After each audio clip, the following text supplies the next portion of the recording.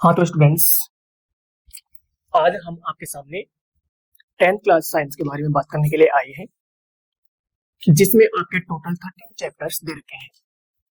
बात करें अपन 13 चैप्टर का डिवाइडेशन किस हिसाब से हुआ है, तो मेरे बच्चों आपके इस सब्जेक्ट में 4 चैप्टर केमिस्ट्री से रिलेटेड है, आपके यहाँ पर 4 चैप्टर फिजिक्स से रिलेटेड है, 4 चैप्टर यहाँ पर आपके बायोलॉजी के हैं, और यहाँ पर एक चैप्टर जो बचता है वो एनवायरमेंट से रिलेटेड है। तो कुल मिलाकर अपने यहाँ पर टोटल 13 चैप्टर की स्टडी करेंगे, जिसमें आपके 4 चैप्टर रहेंगे केमिस्ट्री से रिलेटेड, 4 चैप्टर रहेंगे यहाँ पर फिजिक्स से रिलेटेड, और 4 चैप्टर आपके रहेंगे बायोलॉजी से रिलेटेड, और एक चैप्टर आपका यहाँ पर एनवायरमेंटल साइंस का भी दिया हुआ है। तो मेरे बच्चे, यहाँ पर किसी भी सब्जेक्ट को समझने के लिए या किसी भी टॉपिक को समझने के लिए पहले आपको उस सब्जेक्ट का बेसिक समझ में आना चाहिए। इसलिए मैंने ये क्लास आपके लिए बेसिक के लिए रखी है, जिसमें आपको कुछ पॉइंट पहले से ही पता होने चाहिए। जिसमें आपको एग्जांपल से समझाऊं, मैंने बच्चे को बोला कि आप सोडियम की रिएक्शन ऑक्सीजन के साथ में करवाइए, तो कुछ बच्चे इस हिसाब से रिएक्शन करवा करके और बना देते हैं NaO, और कुछ बच्चे ऐसे भी होते हैं जो सोडियम की रिएक्शन O2 के साथ में करवा कर बना देते हैं NaO। तो यहाँ पर कौन सी रिएक्शन सही है और कौन सी गलत है, और रिएक्शन में कब हम एलिमेंट को एटॉमिक फॉर्म में लेंगे और कब मॉलिक्यूलर फॉर्म में लेंगे, ये बातें आपको तभी पता चलेंगी जब आपको ये बेसिक पता होगा। इसलिए मैंने आपको ये क्लास रखी है, वो बेसिक की रखी है। यहाँ पर सबसे पहले स्टूडेंट आपको पता होना चाहिए कि ऐसे कौन से एलिमेंट है जो डाई एटॉमिक फॉर्म में एग्जिस्ट करते हैं। तो यहाँ पर स्टूडेंट्स अपन बात करें, एक ट्रिक से अपन याद रखेंगे इसको, और वो ट्रिक है have no fear of ice cold beer. यहाँ से अपन याद रख सकते हैं H से रख सकते हैं H2 हाइड्रोजन, नो से अपन याद रख सकते हैं N2 नाइट्रोजन, फियर से अपन याद कर सकते हैं F2 फ्लोरीन, ऑफ से अपन याद कर सकते हैं स्टूडेंट्स O2 ऑक्सीजन, आइस से अपन याद रखेंगे I2 आयोडीन, कोल्ड से अपन याद करेंगे Cl2 क्लोरीन, और ऐसे ही बियर से अपन याद रखेंगे Br2। ये वाले जो एलिमेंट्स होते हैं स्टूडेंट्स, ये डाई एटॉमिक फॉर्म में एग्जिस्ट करते हैं। इसी प्रकार से थोड़ा आपने 3 एलिमेंट और दे रखे हैं, उनको भी याद रखना है। जैसे यहाँ पर अपन बात करते हैं फॉस्फोरस, तो फॉस्फोरस होता है वो टेट्रा एटॉमिक फॉर्म में एग्जिस्ट करता है, जिसकी स्ट्रक्चर यहाँ दे रखी है। ऐसे ही स्टूडेंट्स अपन बात करते हैं ओजोन का फॉर्मूला क्या होता है, तो आप कहोगे O3, और ये भी होता है ट्राई एटॉमिक फॉर्म।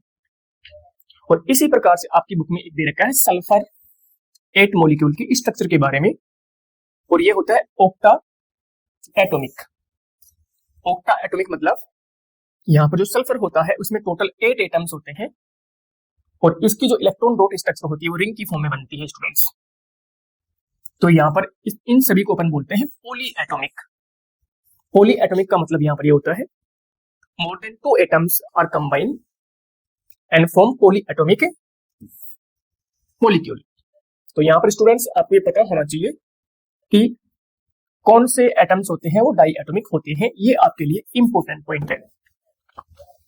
ऐसे ही अपन बात करते हैं सल्फर, तो सल्फर होता है ना स्टूडेंट्स, इसकी जो इलेक्ट्रॉन डॉट स्ट्रक्चर होती है वो इस हिसाब से बनती है। यहाँ पर क्या होता है, प्रत्येक सल्फर एटम 2 इलेक्ट्रॉन की शेयरिंग करके अपना ऑक्टेट कंप्लीट करता है। और ऑक्टेट ये होता है स्टूडेंट्स कि उनका जो आउटर मोस्ट सेल होता है उसके पास में 8 इलेक्ट्रॉन होने चाहिए। इसके पास में टोटल 8 इलेक्ट्रॉन है, 1 2 3 4 5 6 7 8। इसी प्रकार से इसके पास टोटल 8 इलेक्ट्रॉन है, इसी प्रकार से इसके पास भी 8 इलेक्ट्रॉन है, इसके पास भी 8 electron, 8 electron, 8 electron, 8 electron, 8 electron. फिर बात यह आती है कि 8 इलेक्ट्रॉन का कंसेप्ट क्या है, तो आगे अपन जानेंगे। अगर किसी स्पीशीज के पास में आउटर मोस्ट ऑर्बिटल में 8 इलेक्ट्रॉन होते हैं तो इसे अपन बोलते हैं ऑक्टेट कंप्लीट, और उसकी वजह से उस एटम के पास में आती है स्टेबिलिटी, वो अपन आगे पढ़ेंगे। ऐसे मेरे बच्चे आपको याद रखना है, यहाँ पर जो सल्फर 8 मॉलिक्यूल होता है उसकी क्राउन शेप स्ट्रक्चर होती है, वो क्राउन के जैसे बनती है, उसको भी आपको याद रखना है। अगला पॉइंट अपन बच्चे यहाँ पर देखने जा रहे हैं, जो आपके बेसिक का रहेगा, तो अगला पॉइंट है कुछ एनाइन और कुछ केटाइन्स।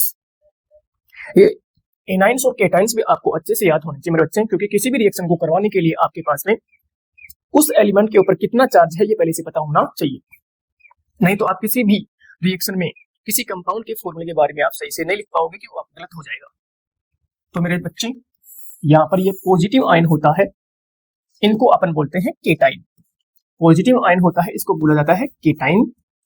इसी प्रकार से मेरे बच्चे जो नेगेटिव आयन होता है उसको बोलते हैं एनाइन, इसको बोला जाता है एनाइन।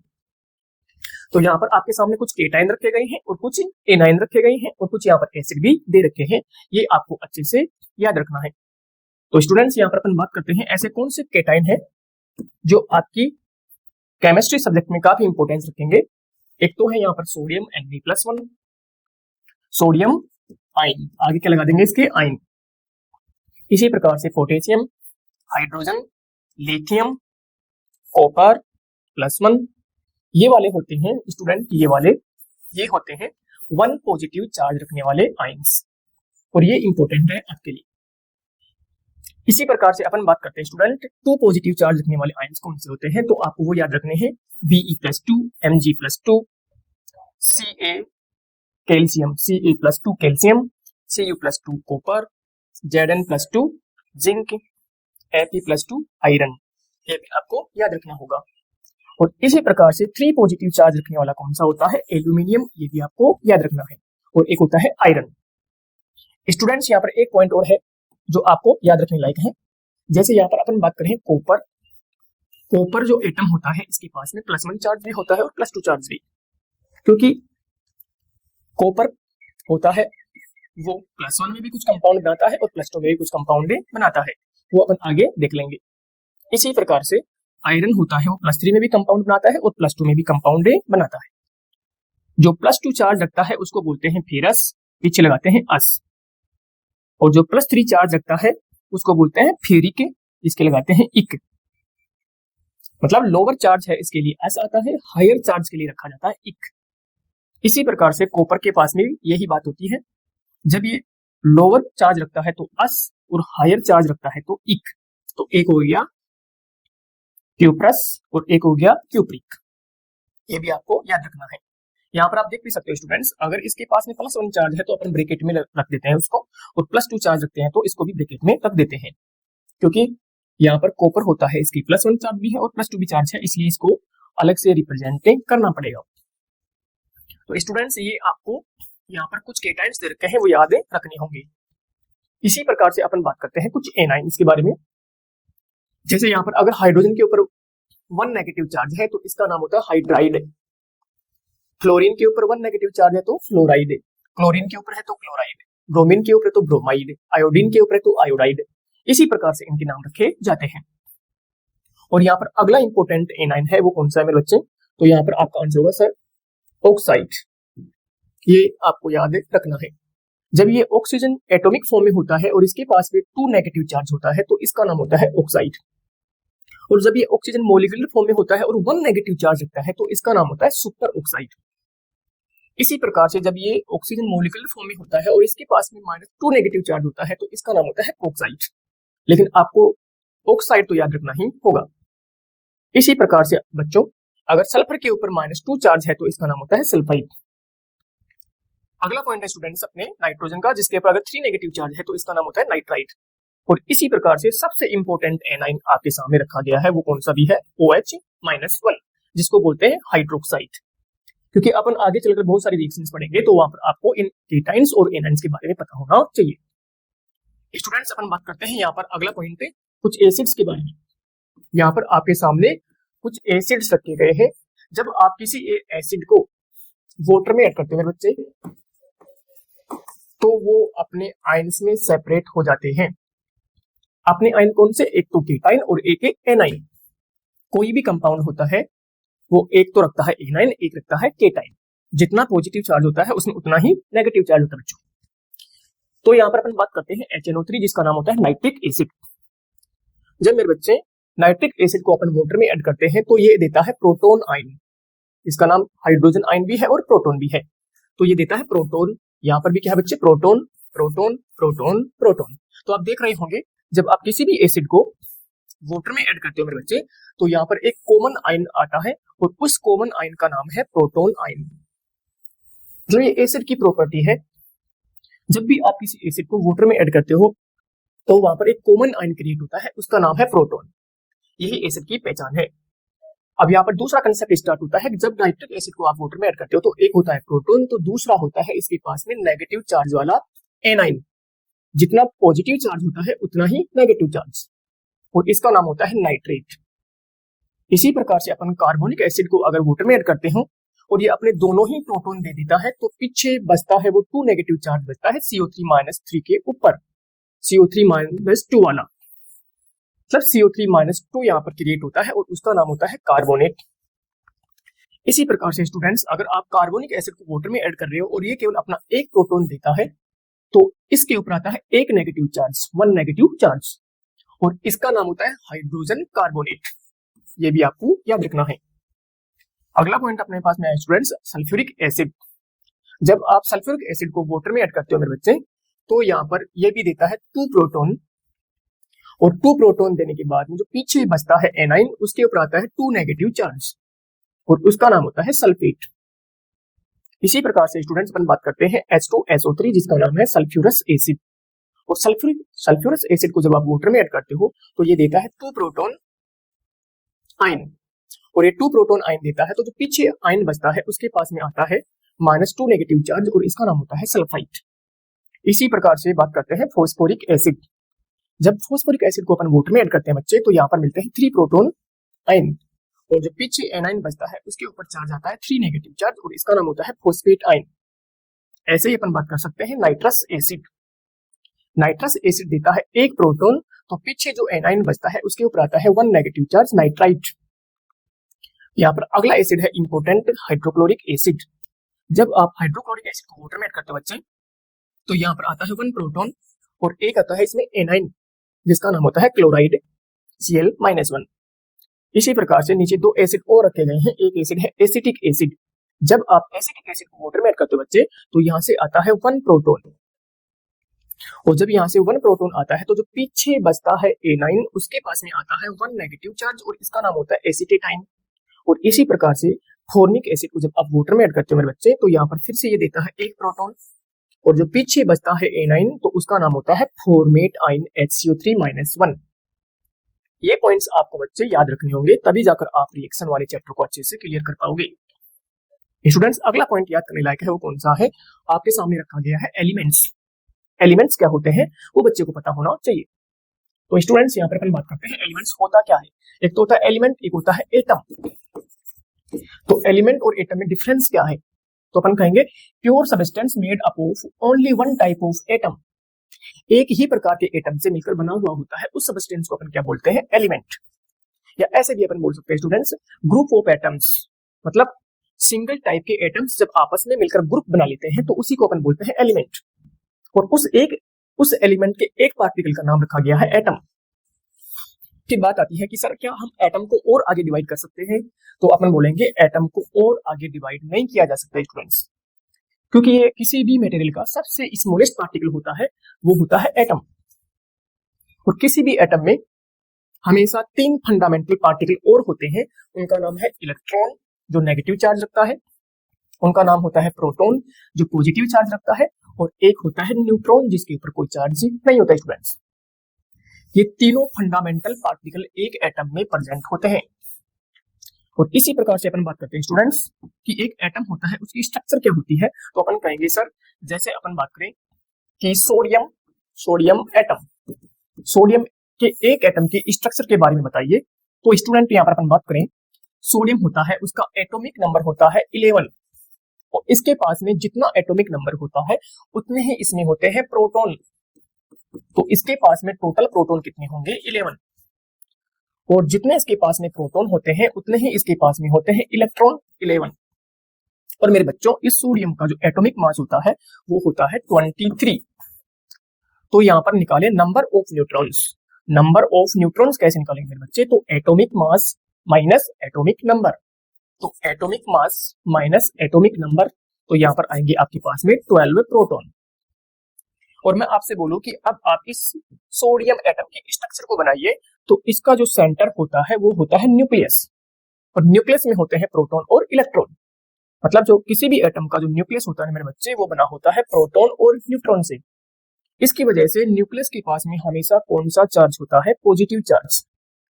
और इस न्यूक्लियस के चारों तरफ जो सर्कल बनाते हैं उनको अपन बोलते हैं सेल या ऑर्बिटल्स, और इन्हीं ऑर्बिटल्स के अंदर इलेक्ट्रॉन चक्कर लगाते हैं मेरे बच्चे। तो यहाँ पर इस सोडियम एटम के इलेक्ट्रॉन का चक्कर लगाएंगे तो अपन कहेंगे ये 11 इलेक्ट्रॉन होते हैं, वो सोडियम के इन सेल्स या इन ऑर्बिटल्स में चक्कर लगाते बच्चे।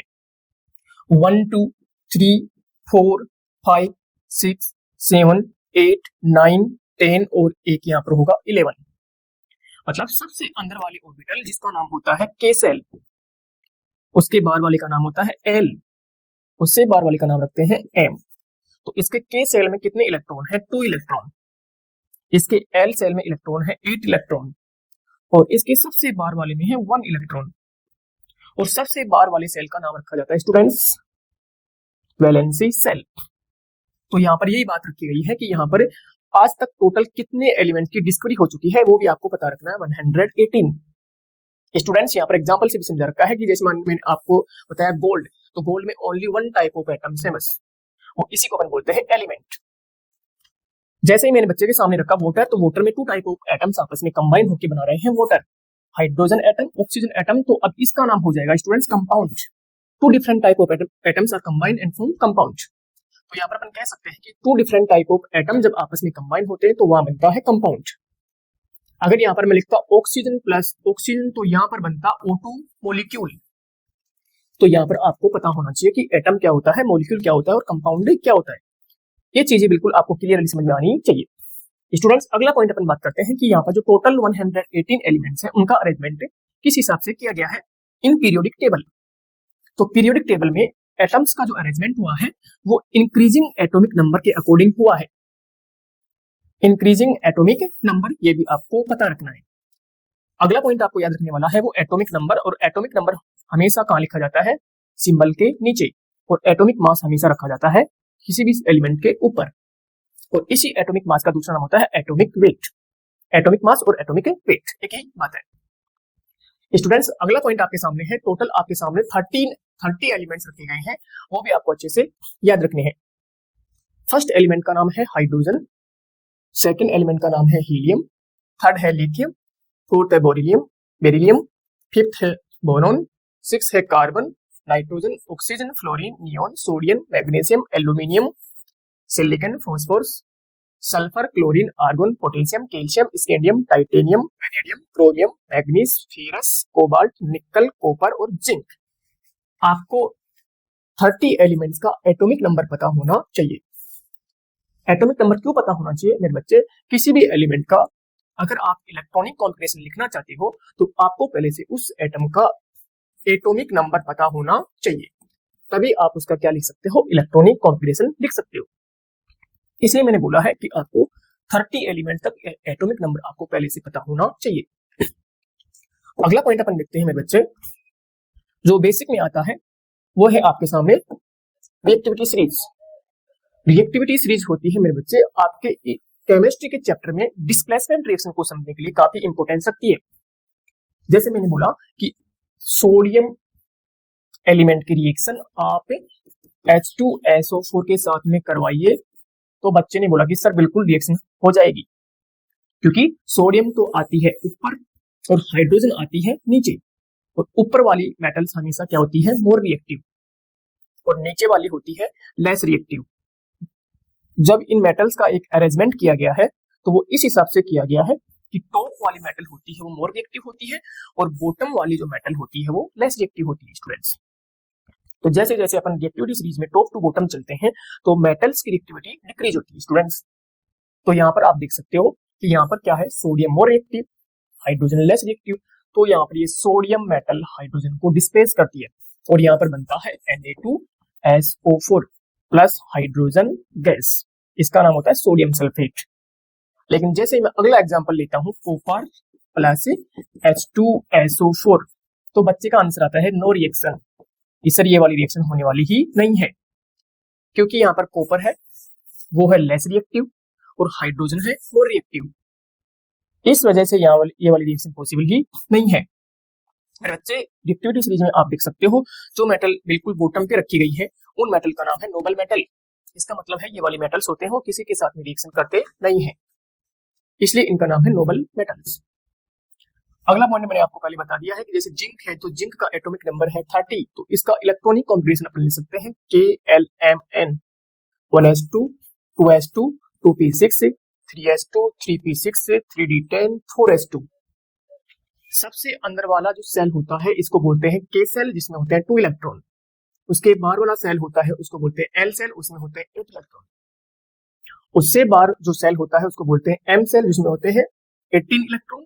और सबसे बाहर वाला जो सेल है उसको बोल रहे हैं अपन N सेल जिसमें है 2 इलेक्ट्रॉन। तो इसका इलेक्ट्रॉनिक कॉन्फ़िगरेशन कैसा हुआ KLMN 2 8 18 2। और इसको अपन शॉर्ट फॉर्म में भी लिख सकते हैं using noble gas. Using noble gas कैसे स्टूडेंट्स, तो अपन कह सकते हैं कि पहले अपन लिख देंगे आर्गोन जिसका एटॉमिक नंबर होता है 18, तो 18 प्लस 10 28 प्लस 2 30, मतलब टोटल एलिमेंट्स टोटल इलेक्ट्रॉन्स कितने हो गए 30। तो आप किसी भी एलिमेंट के इलेक्ट्रॉनिक कॉन्फ़िगरेशन को शॉर्ट फॉर्म में लिखना चाहते हो तो उससे पहले आने वाली नोबल मेटल को या नोबल गैस को यूज में, सॉरी नोबल मेटल नहीं होती है नोबल गैस, नोबल गैस को आप यूज लेकर के उसको लिख सकते हो। स्टूडेंट्स अपन बात करते हैं आउटर मोस्ट सेल होता है ना ये वाला, उसको अपन बोलते हैं वैलेंसी सेल।